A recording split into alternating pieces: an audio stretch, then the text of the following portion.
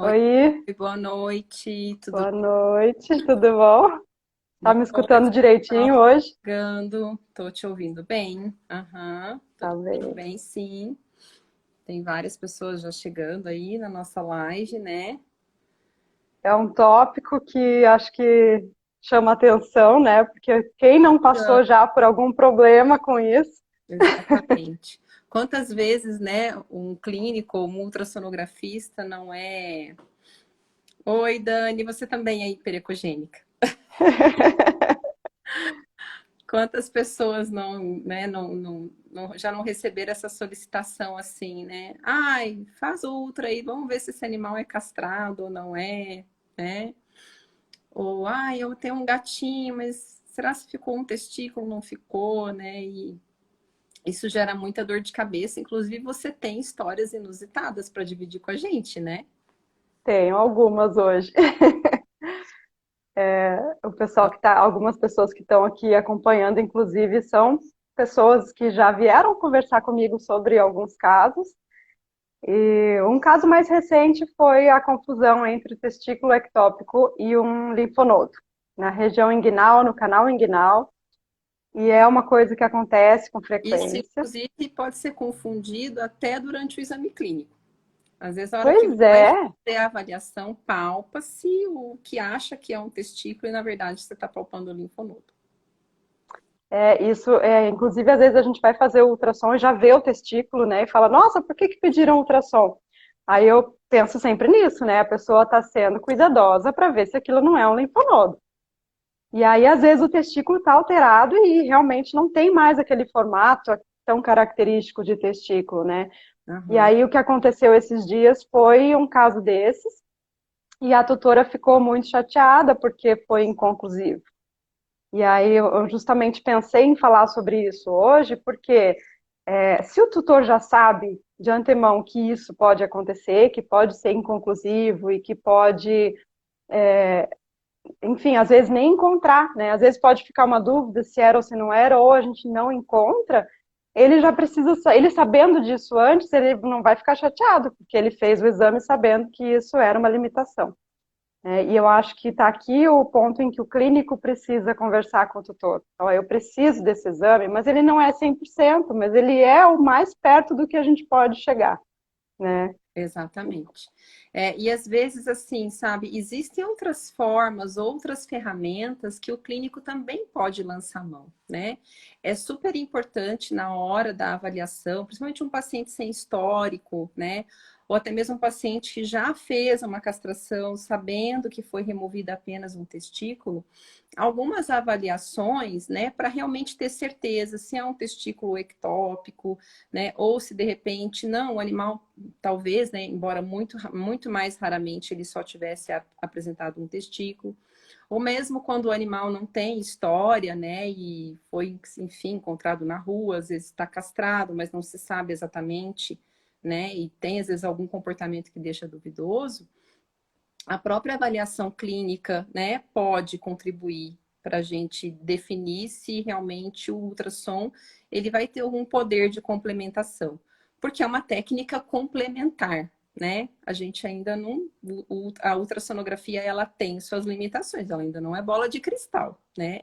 Então, ela é uma Uhum. técnica de complementação. E que outras ferramentas, por exemplo, o clínico pode lançar mão antes de repente, já partir direto para ultrassonografia e ficar aí com um exame clínico inconclusivo, né? Um exame ultrassonográfico inconclusivo. O que ele pode lançar mão?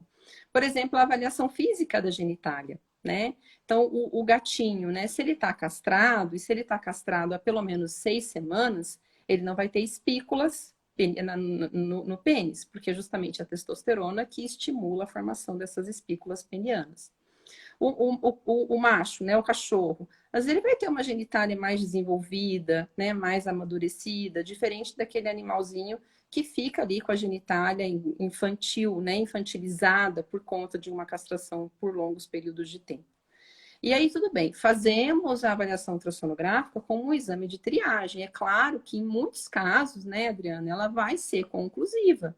Mas o Uhum. clínico tem que ter em mente que ele pode receber um laudo inconclusivo. E essa orientação para o tutor, é extremamente importante, né?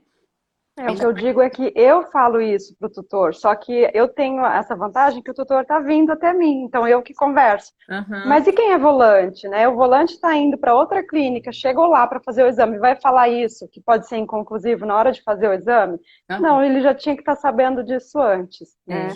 Até mesmo para esse que vai ser encaminhado para o exame ultrassonográfico, né? O clínico já pode dar essa orientação. Olha, nós vamos Uhum, buscar uma ferramenta que é complementar, mas ela pode não ser, né, 100% efetiva. Como nenhum exame laboratorial ou de imagem, né, são pouquíssimas as situações que a gente consegue com um exame realmente definir, olha, isso aqui, ponto final, acabou, morreu o assunto, né? São situações uhum. mais pontuais. Existem sempre as situações que a gente não vai conseguir resolver com uma única ferramenta. Então, a gente vai precisar, às vezes, de até mesmo de ensaios hormonais. A gente pode, nos machos, fazer, né, estimulação com o GNRH, assim também como nas fêmeas, né, para avaliação de ovário remanescente, né? E o último caso, né, dependendo da localização onde você está, né, se você está num grande centro e ainda existem dúvidas, uma ressonância magnética ela pode ajudar, né? Mas isso, infelizmente, ainda é muito restrito a poucas pessoas. Tá, eu não tenho, né? Ultrassonograficamente ficou duvidoso, eu não tenho ressonância magnética, eu não tenho como lançar mão de outras técnicas. O que que a gente pode tentar fazer? Por exemplo, né? Às vezes partir até para uma laparotomia exploratória, né? Mas essa Exatamente. noção de que existe uma limitação é extremamente importante, né? E que às vezes a própria avaliação clínica do animal, ela já vai te dar algumas respostas para você complementar a informação que está vindo ali do exame ultrassonográfico, seja um exame inconclusivo ou não, né? E o próprio ultrassonografista precisa internalizar isso, porque muita gente se culpa, né, e acha que fez errado e fica chateado também.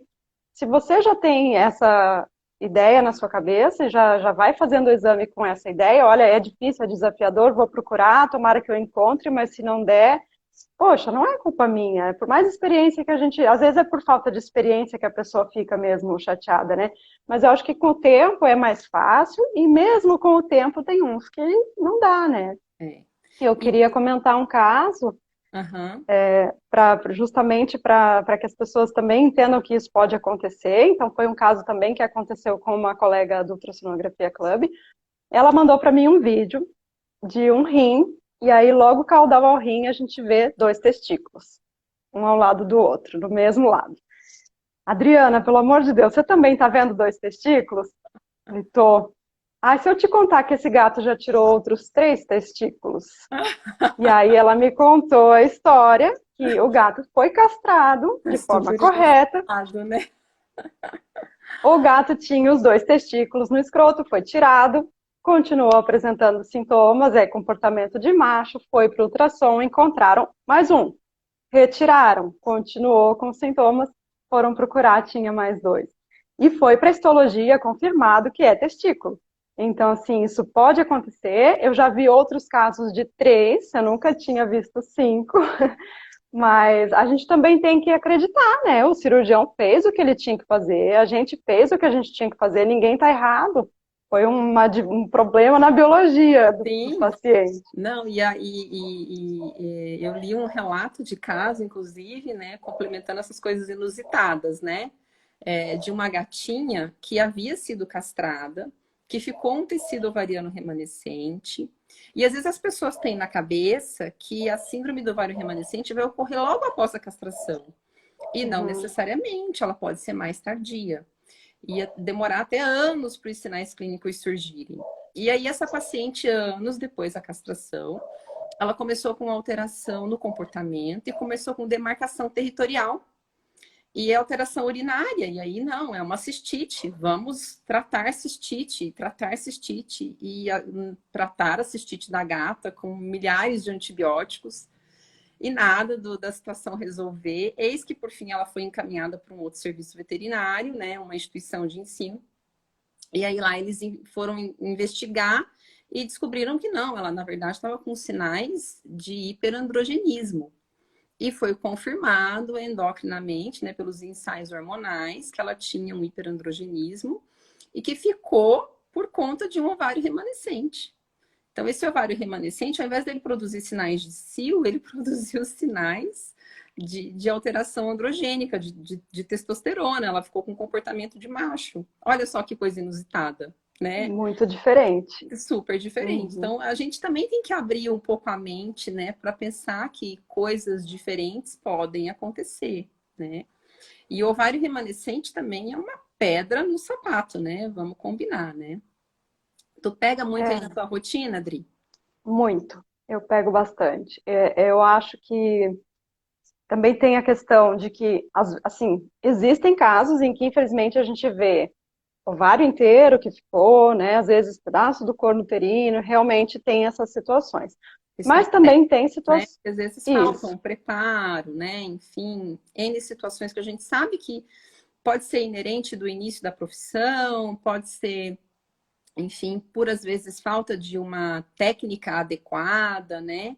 Inclusive até a própria literatura aponta, né, que E às vezes pessoas que não são veterinárias fizeram a cirurgia, né? também, mas a própria literatura aponta que realmente assim, a principal causa de ovário remanescente acaba sendo iatrogênica. É óbvio que não é proposital, né? A casuística é alta em vários locais, né? Em vários estudos em diferentes locais do mundo, varia de 17 a 43%. Então, você vê que não É é uma muito alto. coisa, né? Tipo, ai, dali, da Adriana, do serviço onde eu trabalho, do fulano, do não. É uma coisa meio generalizada e muitas vezes está relacionada com a conformação abdominal do animal, o tamanho do animal, né? Os estudos mostram que se repetem, que é muito do lado direito, né? Porque às vezes é mais difícil de acessar, né? Na tua rotina, enfim, tu estava falando, eu acabei te interrompendo para dar Não, esses dados, é ótimo. e você Sim. observa mais ou menos isso também ou não? Não, que isso acontece, né? A falha técnica pode acontecer, mas a gente precisa estar de mente aberta também para aquelas situações em que às vezes fica algumas células ali, né? Uhum, E como você falou, anos depois aquilo ali acaba formando um cisto e aí começa a produção hormonal. E profissionais muito bons, cirurgiões que são cuidadosos, isso acontece às vezes também, né? uhum, Já vi, é, realmente é uma situação ruim para todas as partes, né? O tutor não quer aquilo, o ultrassonografista não quer ter que fazer esse laudo, é muito uhum. chato. E o cirurgião também, né? Ele precisa também ser humilde o suficiente para saber que pode acontecer, né? É verdade. Eu tenho- E aí, quando a gente está diante de um ovário remanescente, né, a gente precisa, óbvio, do exame ultrassonográfico, ele nos auxilia bastante, mas tem uma coisa muito importante aí, né, que às vezes a dificuldade que o clínico precisa entender, que o ultrassonografista precisa internalizar, né? Quando é que vai ser mais fácil de achar um ovário remanescente, né? É quando o animal tem sinais clínicos, né? Da mesma forma, quando Uhum. a gente vai fazer um exame ultrassonográfico de uma cadelinha que é inteira e que está em anestro. É fácil achar o útero e o ovário? Não. Daí um tecido remanescente que ficou, né? Que às vezes é um pedacinho pequenininho, né? Se esse animal não estiver exibindo sinais clínicos, vai ser realmente muito mais difícil de se observar. E aí aquela máxima assim, ó, ah, eu adotei da rua, eu queria saber se foi castrado. Faz a avaliação para mim. Tipo, eu até posso fazer, mas as chances de eu não encontrar nada, né? É isso que eu São, sempre falo também. Se eu vi, ótimo. Se eu não vi, também não quer dizer que não seja, né? porque Então, o animal não está em atividade hormonal, né? Até inclusive tem trabalho que traz isso. Você consegue avaliar melhor ultrassonograficamente, apesar de ter as limitações, porque o animal é grande, porque, né, às vezes está muito cranial, o tecidinho que ficou lá, né, o remanescente do ovário, né, enfim. Mas até cirurgicamente pode ser difícil de localizar, né, uhum. justamente porque é um tecido pequeno. Então, quer dizer, se você não faz essa avaliação durante o período que o animal está apresentando sinais clínicos, daí vai ser muito mais difícil de você chegar a uma conclusão. E aí a culpa não pode ser do ultrassonografista, né? A culpa não pode cair em cima da pessoa, ela não sabe, ela não tem experiência. Não, é uma limitação imposta pela própria biologia e pela própria técnica, né? Eu já tive situações em que o tutor dizia que tinha sintomas, a gente procurou, eu encontrei, e foi para cirurgia de novo, retiraram, foi para histologia e não tinha tecido ovariano na histologia. Então, assim, também não acompanhei depois para ver se continuou ou não, né? Uhum. A gente fica às vezes sem saber por que que aconteceu tudo aquilo, né? Mas o cirurgião também queria provar que ele também tinha feito certo, né? E estava tudo bem, não tinha. E É, não aí sei se a essas cachorra duas coisas continuou. podem acontecer, né? Tinha um granuloma que formou ali, porque forma, e o tecido remanescente estava em outro lugar.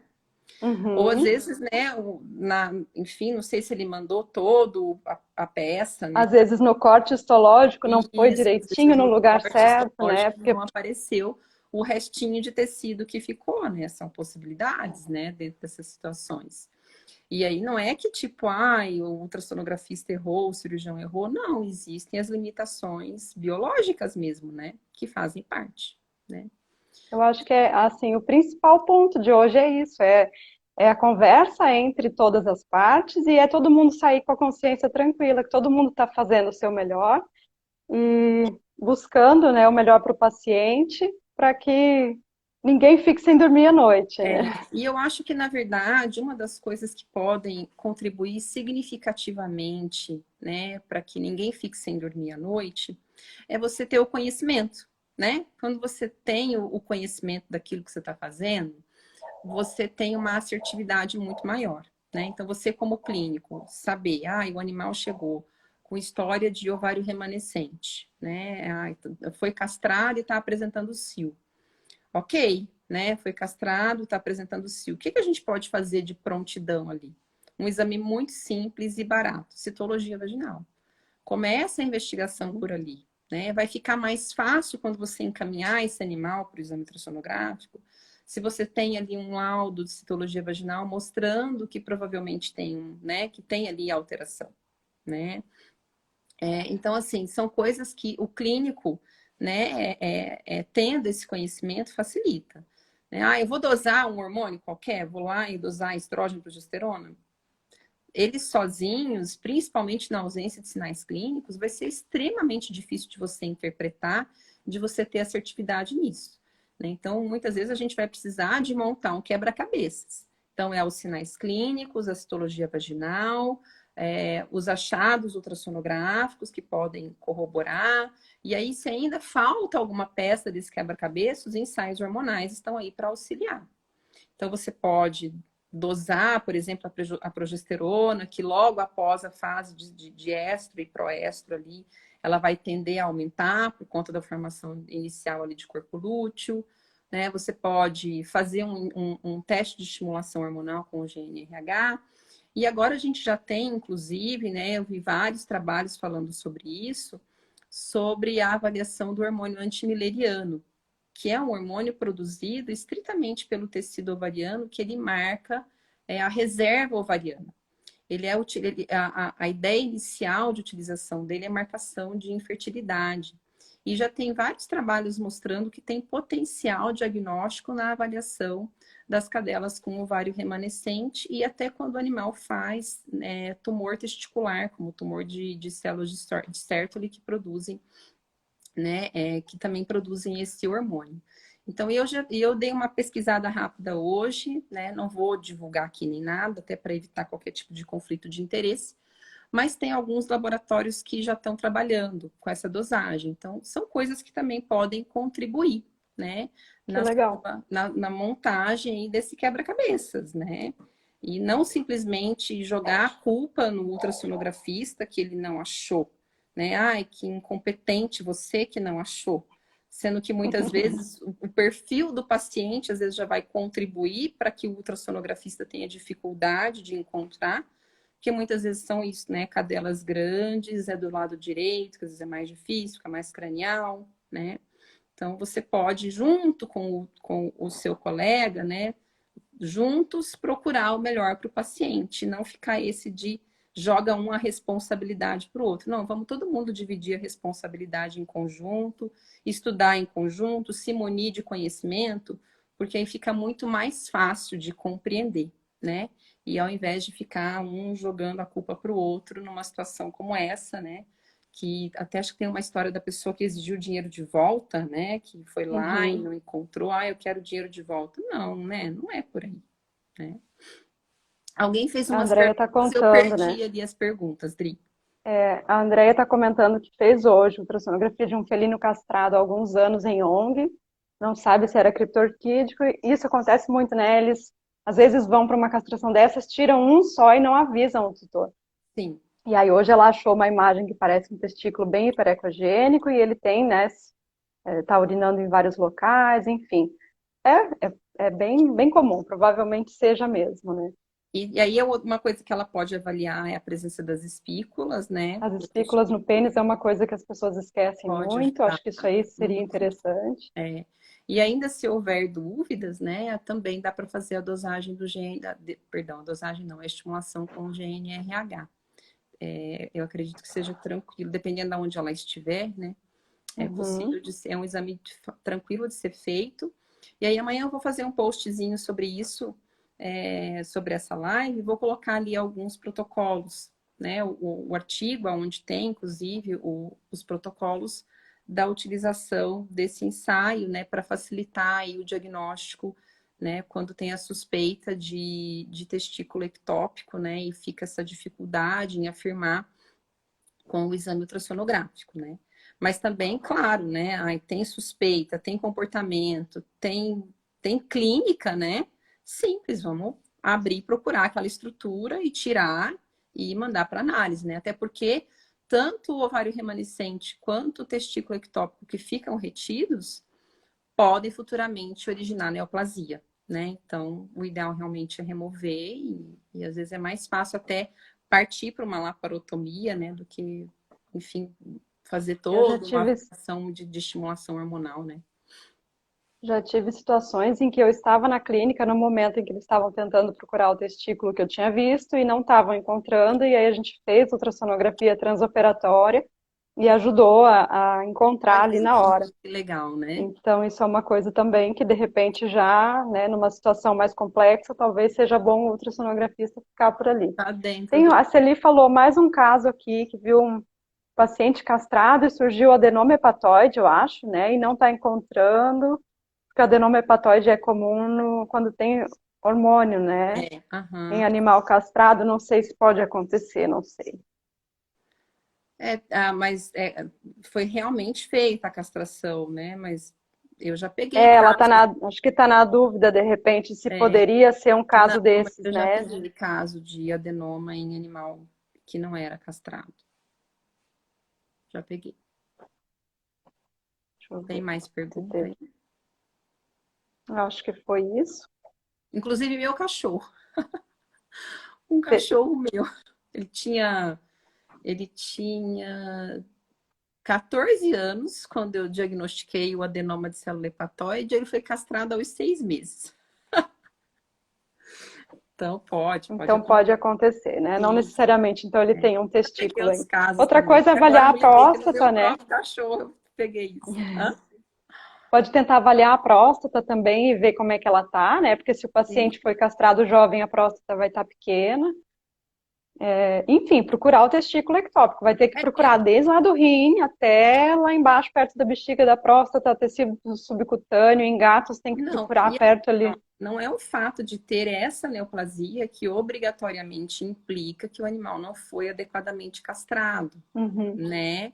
Então, assim, acho que tudo bem se existe, de repente, uma dúvida por outros sinais clínicos que o animal esboce, né? Tudo bem, aí a gente vai avaliar, mas o fato de ter um adenoma de célula hepatoide, não, obrigatoriamente, ele só vai surgir num paciente que não seja, né? Então, acho que É. Então isso acho que aí é esse caso mesmo. acho que esse é o ponto importante aí, tá?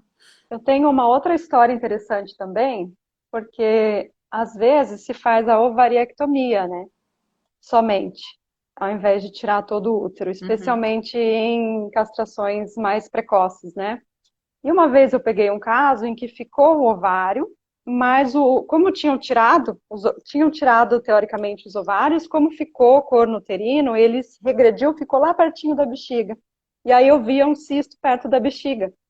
E aí, quando foram para a cirurgia, tinha ficado um pedaço do ovário no corno, né, aderido ali ao corno, e já estava lá perto da bexiga. E às vezes a gente não procura ovário perto de bexiga, É isso, né? né? Então é uma situação diferente também que tem que se pensar aí, se investigar se foi feito só ovariectomia ou não, É. porque se ficar, ela não vai ficar no lugar certo.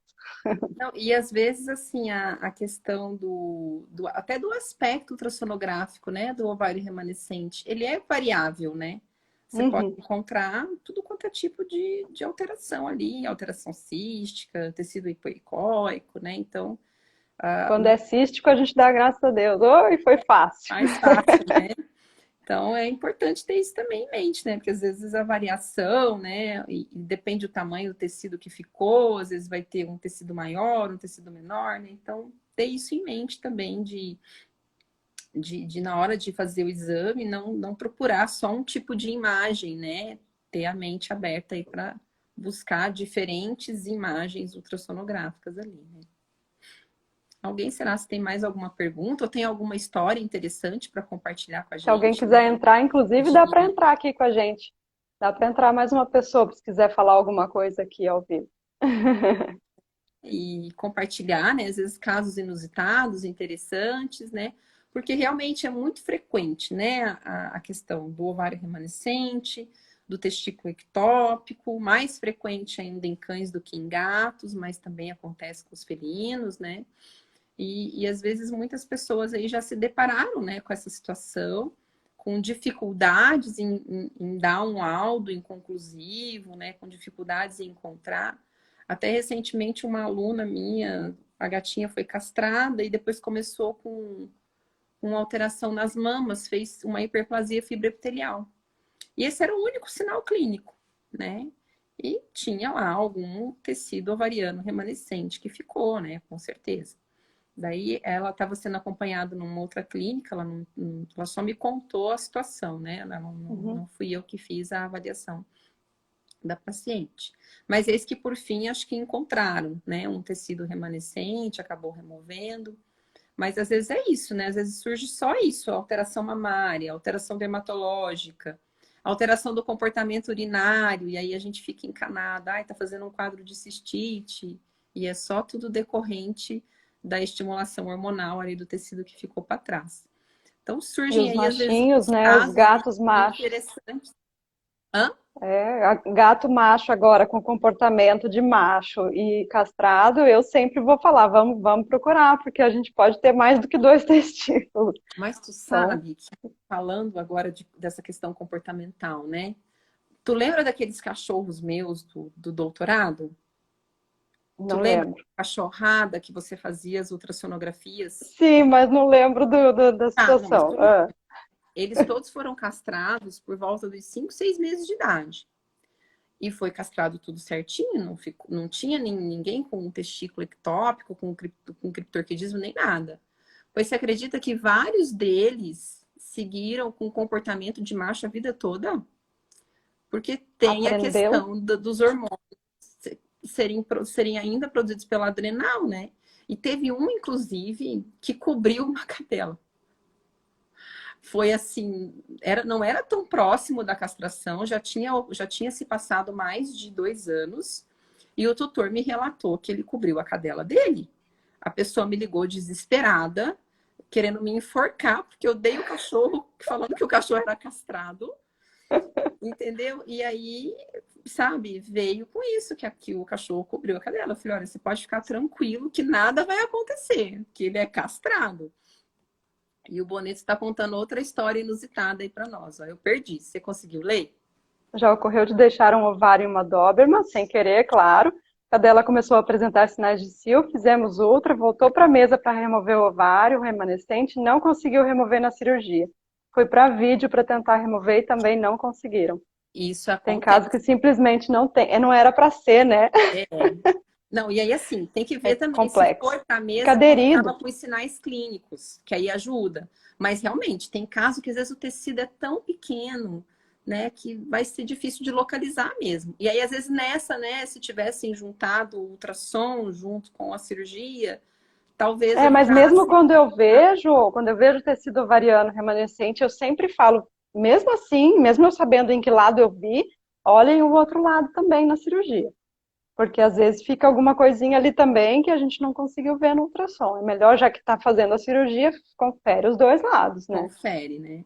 Mas E tem que não é casos que fácil. realmente, né? Tem casos que não vão, né? O Não vai. Boneto, que é cirurgião aí, que pode dizer, né? Porque para ultrassonografista é muito fácil falar, procura lá dos dois lados. Só que na cirurgia você não enxerga a mesma coisa que a gente está enxergando. Não É, tem como acessar, né?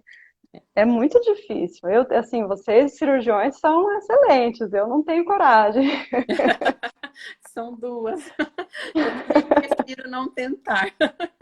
Prefiro só dizer, ó, faz assim, incide assim, né? Mas a hora que. Então vem cá fazer. Não, eu prefiro ficar só Uhum. olhando, Cada um no seu quadrado. cada um no seu Ah, quadrado. a Isso Celi está dizendo que realmente realmente tem animais castrados que mantém mantêm libido. E aí, libido, exatamente.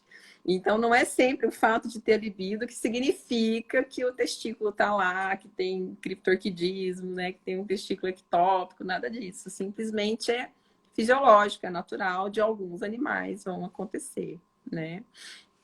Ai, mas legal, Adri, essa troca de experiências aí, eu acho que é super válida, né? E essas situações inusitadas, é interessante o pessoal observar que acontece com todo mundo, acontece em vários locais do mundo, né? Não só aqui.